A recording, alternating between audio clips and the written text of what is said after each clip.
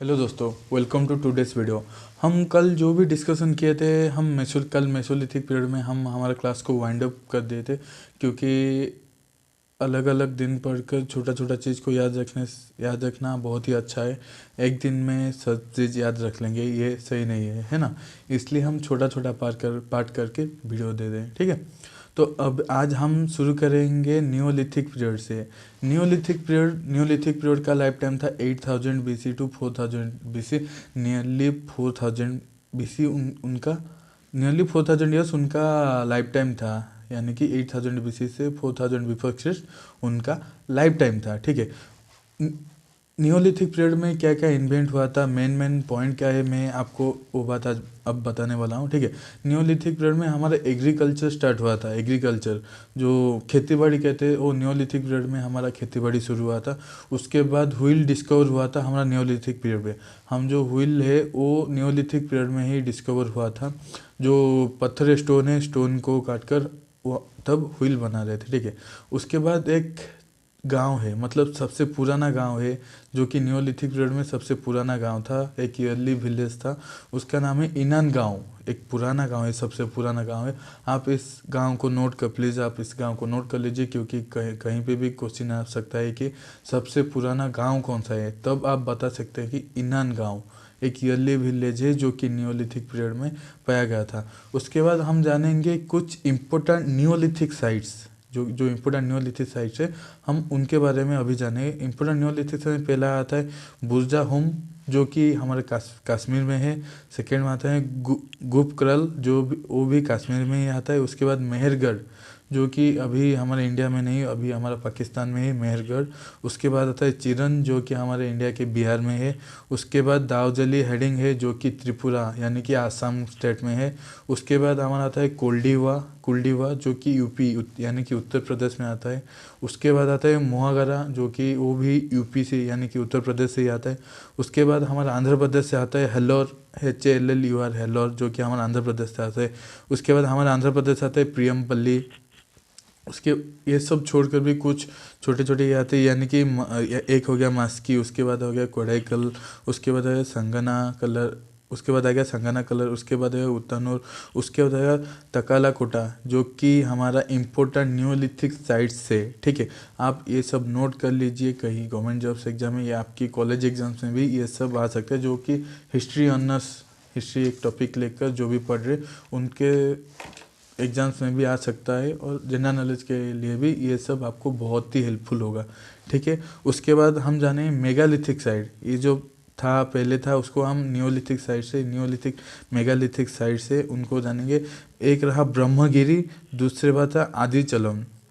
एक रहा क्या, एक मेगालिथिक साइट्स में एक रहा ब्रह्मगिरी और एक रहा आदिचलम, ये मेगालिथिक साइट्स है, ठीक है। उसके बाद हम जानेंगे चाल्कोलिथिक पीरियड का लाइफ टाइम था 4000 BC to 1500 BC। Chalcolithic period का लाइफ टाइम कितना था, 4000 BC टू 1500 BC। उसको हम कॉपर एज चाल्कोलिथिक पीरियड में हमें कॉपर एज देखने को मिलता है। और कॉपर एज को can be consider part of bronze as. हम कॉपर एज को ब्रोंज एज के एक पार्ट के हिसाब से देखते हैं, यानी कि जो भी साइंस लोगे साइंस के बारे में थोड़ा बहुत पता होगा। Bronze equal to copper plus tin, copper और टिन को मिलाने के बाद हमारा ब्रोंज आता है, इसलिए हम कॉपर एज को ब्रोंज एज का एक पार्ट भी मानते हैं, ठीक है। उसके बाद हमारा चाल्कोलिथिक पीरियड में हमें इंडस वैली सिविलाइजेशन भी देखने को मिल जाता है, जिसका लाइफ टाइम था 2700 BC टू बिफोर क्रिस्ट 1900। मैं जो BC बोल रहा हूँ, BC का फुल फॉर्म है बिफोर क्रिस्ट, ये भी नोट कर लीजिए आप लोग, ठीक है। उसके बाद ऑल्सो कल्चर्स ऑफ ब्रह्मगिरी, हमें यहाँ पर ब्रह्मगिरी का कल्चर भी चाल्कोलिथिक पीरियड में ब्रह्मगिरी कल्चर भी देखने को मिल जाता है। उसके बाद नाबादा तोली, जो कि नर्मदा रीजन के कल्चर को भी हमें देखना था। उसके बाद माही साडल, जो कि वेस्ट बंगाल में है, हमें वो भी देखने को मिला है। उसके बाद चिरंद, जो कि गंगा रीजन में है, उसको हम देखने को मिल जाता है। यह रहा हमारा चाल्कोलिथिक पीरियड में। मेरे पहले क्लास में बता चुका हूँ, क्योंकि हम यहाँ पर सिर्फ नोट्स डिस्कशन करेंगे, जो भी इम्पोर्टेंट नोट्स होगा हम वो सब मैं यहाँ बताऊँगा, ठीक है। आप उस सब को नोट करना है और आपको उसको पढ़ना है, ठीक है। उसके बाद हम आ जाएंगे आयरन एज पे। यहाँ पर हमारा चाल्कोलिथिक पीरियड ख़त्म होता है, हम यहाँ आ जाएंगे आयरन एज पे। इसका लाइफ टाइम था 1500 BC टू 200 BC। ठीक है, इस आयरन एज में हमें क्या देखने को मिल जाता है? आयरन एज में हमें वैदिक पीरियड देखने को मिल जाता है, जहाँ पर आर्यन लोग आए थे, यानी कि उनका आर्यन का लाइफ टाइम था 1600 BC to 600 BC, arrival of Aryans. ठीक है, वैदिक पीरियड में नियरली 1000 ईयर्स थे आर्यंस। उसके बाद हमें आयरन एज में जैनिज्म एंड बुद्धिज्म भी देखने को मिल जाता है। उसके बाद हमें आयरन एज में Mahajanapadas major civilisation after Indus valley civilisation, हमारा सबसे बड़ा सिविलाइजेशन कौन था?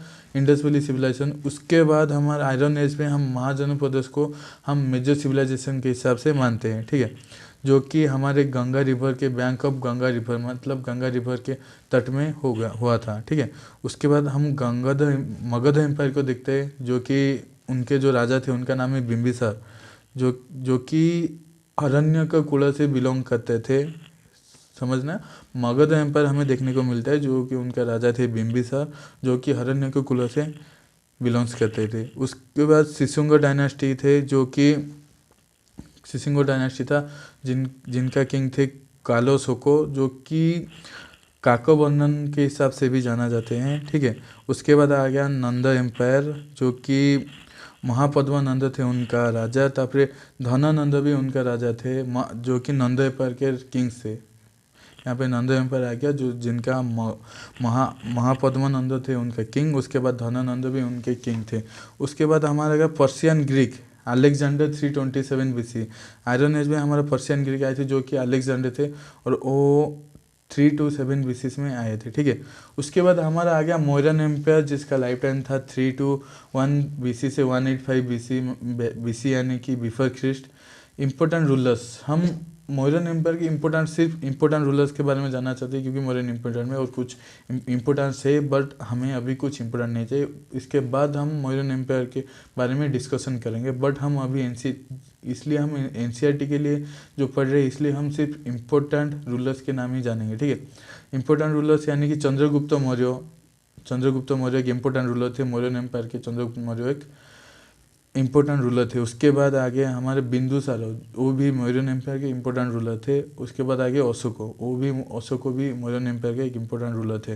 पोस्ट मौर्यन एम्पायर में जो इम्पोर्टेंट रूलर्स थे उनका नाम मैं बता रहा हूँ अभी। पहले थे सुंग, जो कि 181 BC से 71 BC तक थे। उसके बाद आगे कान्हा, जो कि 71 BC से 27 BC तक थे। उसके बाद सातवाहनस आ गए, जो कि 235 BC से 100 BC तक थे। उसके बाद आ गए इंडो ग्रीक्स, यानी कि पर्शियंस, जो थे 19 से 45 AD तक थे। उसके बाद आए सकस, जो कि 90 BC से 150 AD तक थे।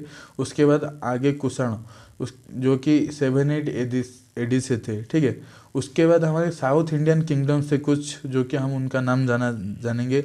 साउथ इंडियन किंगडम से हमें देखने को मिल जाते चोलो, जो कि साउथ इंडियन किंगडम थे। उसके बाद आए चेरा, और उसके बाद आगे पांड्यस, जो कि 300 BC में थे। ठीक है, ये हो गया हम पोस्ट मॉडर्न एम्पायर। उसके बाद यहाँ आ जाता है हमारा गुप्त एम्पायर। ठीक है, गुप्त एम्पायर का लाइफ टाइम था 300 AD से 800 AD। गुप्ता एम्पायर के कुछ इंपॉर्टेंट रूलर्स का नाम हम जानेंगे। गुप्ता किंगडम में कुछ इंपॉर्टेंट रूलर का हम नाम जानेंगे। इंपॉर्टेंट रूलर्स है समुद्रगुप्त। समुद्रगुप्त का नाम तो आप सब सुने ही होंगे, और उनको एक अलग नाम से भी लोग जानते हैं। उनका नाम है इंडियन नेपोलियन। समुद्रगुप्त को हम इंडियन नेपोलियन के नाम में भी जानते हैं। उसके बाद समुद्रगुप्त एक बहुत इंपॉर्टेंट रूलर थे गुप्ता किंगडम के, इसलिए कि कोई और इम्पोर्टेंट रूलर का नाम यहाँ नहीं लिया गया है, समुद्रगुप्त का नाम लिया गया है। ठीक है, जो कि इंडियन नेपोलियन थे। उसके बाद आता है पोस्ट गुप्त और कॉन्टेम्पोररी गुप्तस। ठीक है, मतलब गुप्त के बाद जो थे, गुप्त के बाद थे हमारे हर्षवर्धन थे। उसके बाद भक्त थे। उसके बाद पल्लवस थे। तब उसके बाद चालुक्यस थे। ऑल्सो हुनस, मस्तिकस, राजपूत, सेणस एंड चौहान, ये सब थे पोस्ट गुप्त, मतलब यानी कि कॉन्टेम्पोररी गुप्तस। तो यहाँ पर हमारा एंशिएंट इंडिया का NCERT नोट्स, जो कि इम्पोर्टेंट नोट्स था, 2 पार्ट में मैं यहाँ कंप्लीट कर चुका हूँ। अगर आपको कुछ भी डाउट्स है, मैं यहाँ डिस्क्रिप्शन पे मैं मेरा नंबर दे देता हूँ, मैं मेरा व्हाट्सअप नंबर दे देता हूँ, ऑफिशियल व्हाट्सअप नंबर। वहाँ पर आप मुझे मैसेज कर सकते हैं, मैं यहाँ पर इसका नोट्स भी आपको सेंड कर सकता हूँ। ठीक है, जय हिंद।